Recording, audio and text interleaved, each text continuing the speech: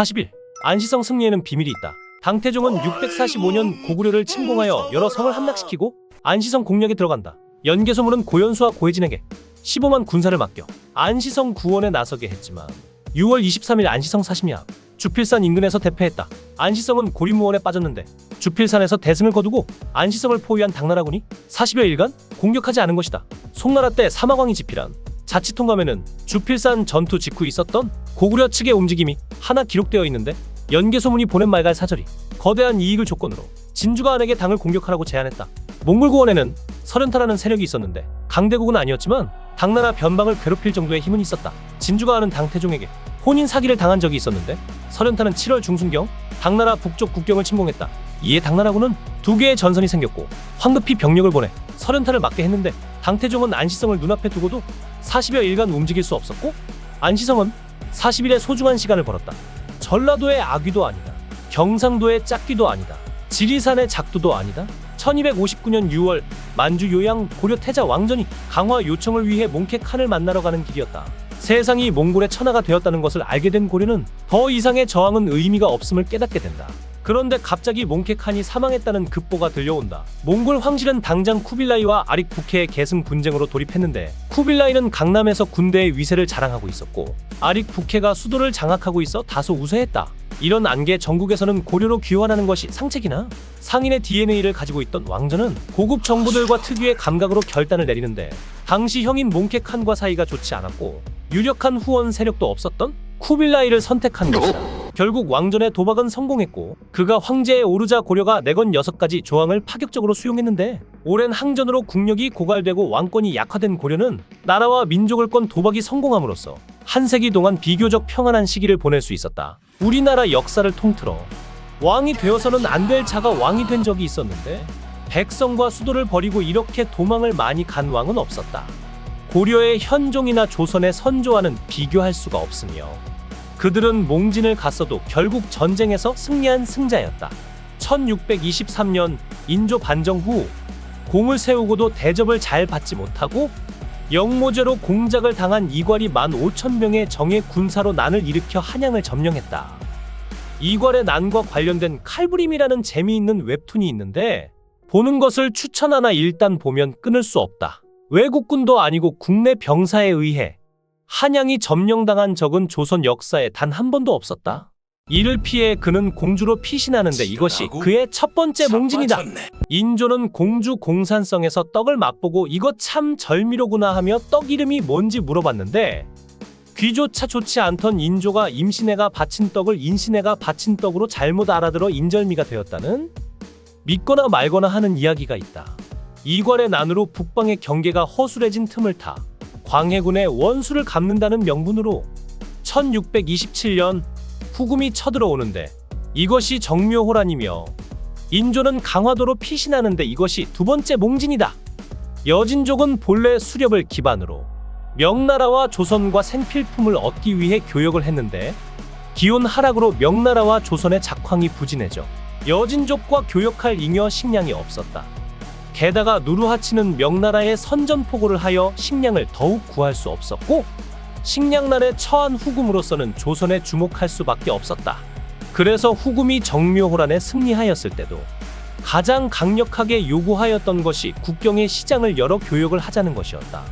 조선이 이에 불만을 가지자 재차 후금이 공격해오는데 이것이 병자호란이다.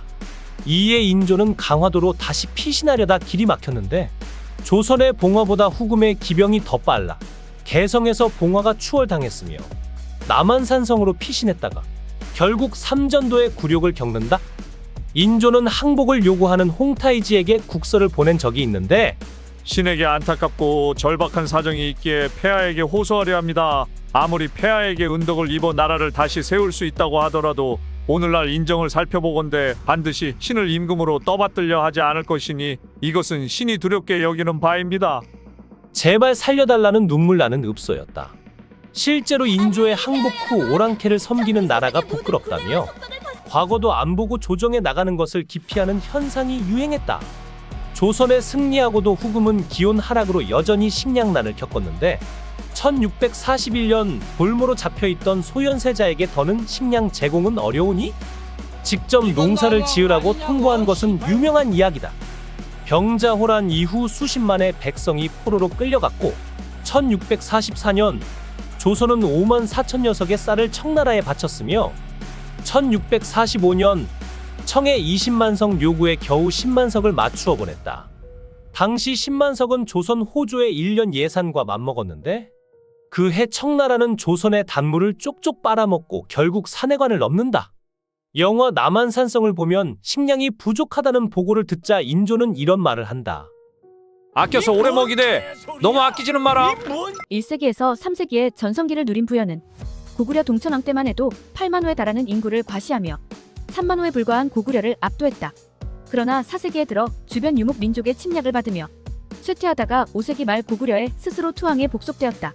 부여의 전성기는 로마 제국이 영국 북부까지 국경을 확장했던 기간과 같은데 기온 하락은 국가의 흥망성쇠에 영향을 미쳤다. 한랭화가 시작되면서 부여가 자리 잡은 만주 북부에서는 국가를 유지할 수 있는 식량을 생산하고 세금을 거두는 것도 쉽지 않았다. 이것이 장수왕이 드넓은 만주를 놔두고 남쪽으로 향할 수밖에 없었던 이유다. 한랭화가 절정에 달했던 5세기 만주는 농사가 어려운 거대한 황무지일 뿐이었고 광개토대왕 때 팽창 정책으로 국경이 확장되면서 고구려는 이를 유지하기 위한 병력도 늘어났고 군량 문제도 굉장히 부담이 되었을 것이다. 그래서 강력한 부기를 공격해 중원으로 진출하는 것은 어려우니 장수왕은 비옥한 한강 유역으로 고개를 돌릴 수밖에 없었다. 임진년 12월 한양까지 점령한 일본군 총사령관 우키다 히데이에는 조선군이 후방의 보급로를 차단할 것을 염려하여 군사 3만 명을 보내 독산성에 1만 조선군을 포위했다. 포위된 조선군은 쌀과 물이 모두 떨어져 가고 있었는데 일본군이 조선군에게 물 한 지게를 보내왔다. 부하 장수 한 명이 걱정스럽게 말했다. 장군, 물이 떨어져 병사들이 마실 물조차 부족한 상태입니다. 적이 이것을 알고 우리를 조롱하고 있습니다. 그러자 장군은 명령을 내렸다. 그러하냐, 지금 당장 성 가장자리에 말들을 세우고 성 안에 남은 쌀을 모조리 가져와 말등 위에 쏟아부어라. 장군의 말대로 쌀로 말등을 씻기자 외적이 포위망을 풀었으며 조선군은 기마병 1000명을 풀어 적의 퇴로를 기습했다. 이 전투는 1592년 12월에 벌어진 독산성 전투이며 이러한 명령을 내린 장군은 바로 권율 장군이다. 선조는 이 승전을 기념하여 독산성에 세마대라는 장대를 설치했는데 오산시에 있는 전처력 중 하나인 세마역이 독산성 전투에서 유래하였다. 독산성은 평야 한가운데에 위치한 산 위 평탄면에 성을 축조한 것으로 군사들을 주둔시켜 적을 감시하기는 좋고 적들은 안을 들여다보기는 힘들었다. 권율 장군은 지리적인 유리함을 정확하게 파악하는 장군이었고 독산성에서 고스란히 보존한 병력으로 1593년 2월 행주산성에서도 큰 승리를 거뒀고 일본군의 진로를 막고 한양 수복의 기틀을 다졌다.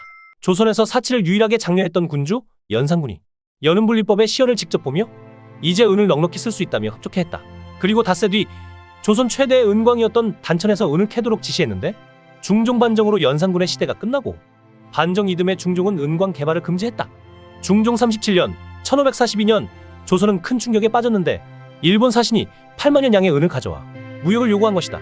값을 치르려면 면포 45만 피를 내줘야 했고 단천 은광의 1년 생산치가 1000양을 넘지 않았다.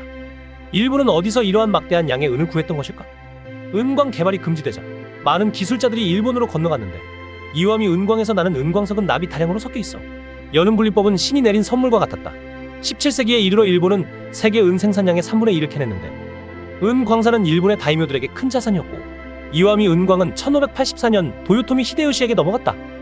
몽골 제국이 몰락하고 화폐로 쓰이던 교초가 더 이상 통용되지 않자 은이 그 자리를 대신했는데 정화의 대원정 이후 해금 정책이 실시되고 반세기 동안 명나라가 침묵한 사이 빈자리를 차지한 포르투갈은 일본에서 은을 받고 총포나 무기를 팔았고 조총은 일본군의 주력 무기가 되었다. 그리고 포르투갈과 스페인은 일본에서 벌은 은을 중국에 팔아 막대한 이익을 남겼는데 일본에서 금 하나에 은 12개를 줬다면 중국에서 금 하나를 은 6개에 살 수 있었다. 조선이 개발하고도 외면받은 연은분리법은 임진왜란이 일어나게 되는 한 요인이었으며 이러한 은을 이용해 포르투갈과 스페인이 세계를 지배했다는 사실은 역사의 아이러니다. 그레이트 게임 19세기 세계 열강들은 자국의 이익을 확보하기 위한 각축전을 벌였으며 힘은 곧 정이었다.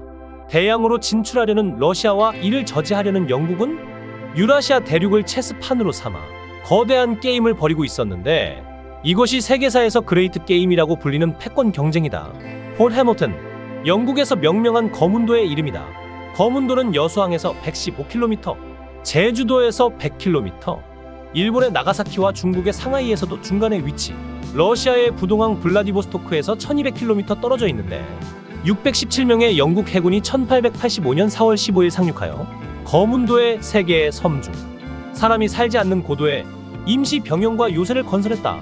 그리고 섬 주민들과 영국 해군의 기묘한 동거는 22개월간 이어졌는데, 주변국보다 조선이 이 사실을 가장 늦게 알았다는 사실은 당시 조선의 상황이 엉망진창이었다는 것을 말해준다. 영국과 러시아의 그레이트 게임 와중에 조선은 의도치 않는 악수를 두게 되는데, 청나라의 속국 신세에 지친 고종이 러시아를 끌어들여 청나라를 견제하고자 한 것이다. 고종은 러시아에 2차례 밀서를 보내 조선을 러시아의 보호국으로 지정해 줄 것을 요청했는데, 영국 못지않게 러시아의 움직임에 민감하게 반응한 나라가 일본이다. 일본은 러시아가 일본을 노리고 있고 언젠가 군사적 충돌이 불가피하다고 인식했다.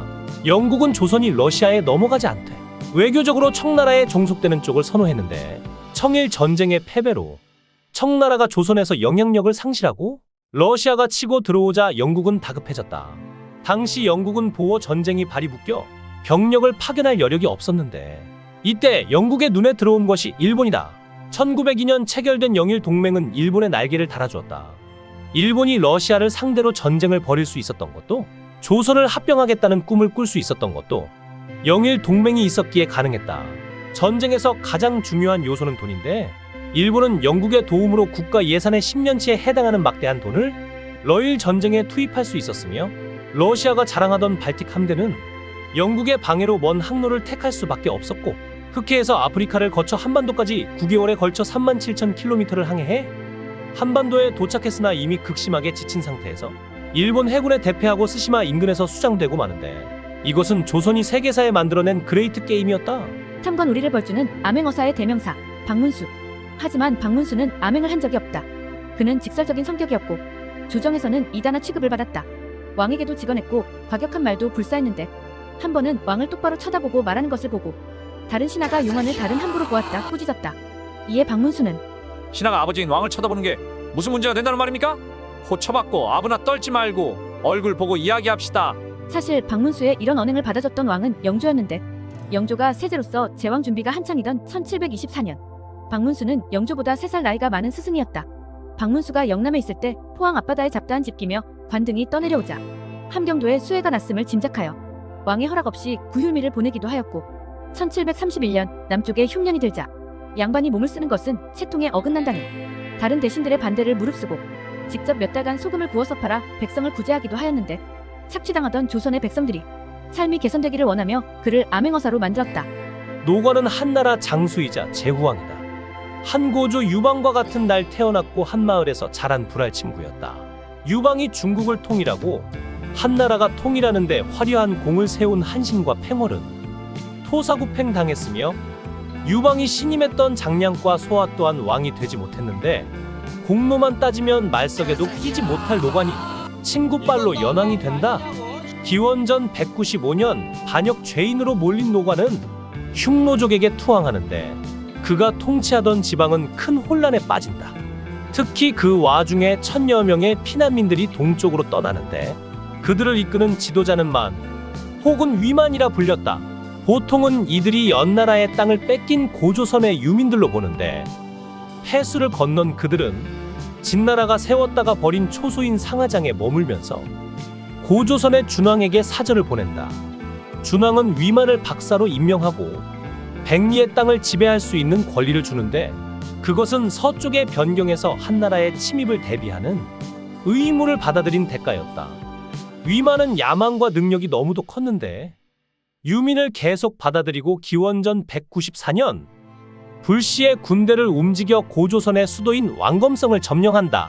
사료가 부족한 탓의 결과만 있고 원인은 생략되었는데, 위만이 옛연나라 땅에 살던 고조선 유민이었다는 점을 전제로 한다면 자신을 방패막이로 내세우고 현상 유지에 급급했던 준왕이 한심해 보였을 수도 있고, 자신의 능력과 재능이라면 더 나은 고조선을 만들 수 있었기 때문에 그의 뜻에 동참하는 사람들이 하나둘 모여 우리나라 역사에 기록된 첫 쿠데타를 일으켰던 것은 아닐까? 조선의 왕실 사람들이 혼인할 때 그 배우자를 초간택, 재간택, 삼간택 총 3번에 걸쳐 골랐다. 최종 관문인 삼간택에서는 후보자의 성품과 현명함을 알아보기 위해 구술시험 형식으로 진행되었다. 면접관은 왕실의 가장 높은 어른인 대비나 왕비, 종친, 그리고 직접 간택 현장에 나섰던 왕도 있다. 세상에서 가장 깊은 것이 무엇이냐? 한 후보자가 말했다. 산이 깊사옵니다. 뒤이어 다른 후보자가 말했다. 물이 깊사옵니다. 마지막 남은 후보자의 대답은 조금 달랐다. 사람의 마음이 가장 깊사옵니다. 이 말을 들은 왕이 이유를 묻자 그녀는 이렇게 설명했다. 사물의 깊이는 자로재서라도 헤아릴 수 있으나 사람의 마음은 재기도 헤아리기도 어렵기 때문입니다. 이 현명한 답변을 한 15세 소녀는 최종 합격을 하여 조선의 국모가 되는데 바로 영조의 두 번째 비 정순왕후다. 정순왕후는 영화 영린에서 한지민 배우가 연기했고 정조와 대립하는 것으로 표현됐던 어린 대왕 대비다.